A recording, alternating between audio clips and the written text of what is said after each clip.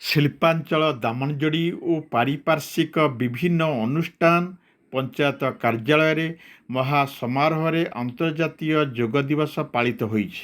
ନାଲ୍କୋ ତରଫରୁ ସେକ୍ଟର 3 ସ୍ଥିତ କ୍ଲବରେ ବିଭିନ୍ନ ବର୍ଗର 500ରୁ ଉର୍ଦ୍ଧ୍ୱ କର୍ମଚାରୀ, ଶ୍ରମିକ ସଂଗଠନର କାର୍ଯ୍ୟକର୍ତ୍ତା, ଦିଲ୍ଲୀ ପବ୍ଲିକ୍ ସ୍କୁଲ, ସରସ୍ୱତୀ ବିଦ୍ୟା ମନ୍ଦିର, ସରସ୍ୱତୀ ଶିଶୁ ବିଦ୍ୟା ମନ୍ଦିର, ଶ୍ରୀ ଅରବିନ୍ଦ ପୂର୍ଣ୍ଣାଙ୍ଗ ଶିକ୍ଷା କେନ୍ଦ୍ର, ଭେଜାପୁଟ, ଶିକ୍ଷକ ଶିକ୍ଷୟିତ୍ରୀ, ଛାତ୍ରଛାତ୍ରୀ, ସାମ୍ବାଦିକ ବନ୍ଧୁଗଣ ଉପସ୍ଥିତ ରହି ଯୋଗାଭ୍ୟାସ କରିଥିଲେ।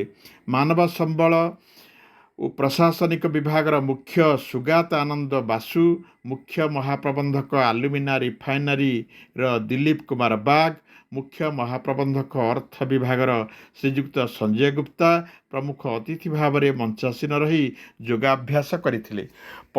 ପତଞ୍ଜଳି ଯୋଗ ସମିତିର ସଦସ୍ୟମାନେ ଯୋଗାଭ୍ୟାସ କରାଇଥିଲେ। ପ୍ରଶାସନିକ ବିଭାଗର ଅଧିକାରୀମାନେ ସାହାଯ୍ୟ ଓ ସହଯୋଗ କରିଥିଲେ। ସମସ୍ତ ଅଂଶଗ୍ରହଣକାରୀମାନଙ୍କୁ ଟି-ସାର୍ଟ ପ୍ରଦାନ କରାଯାଇଥିଲା।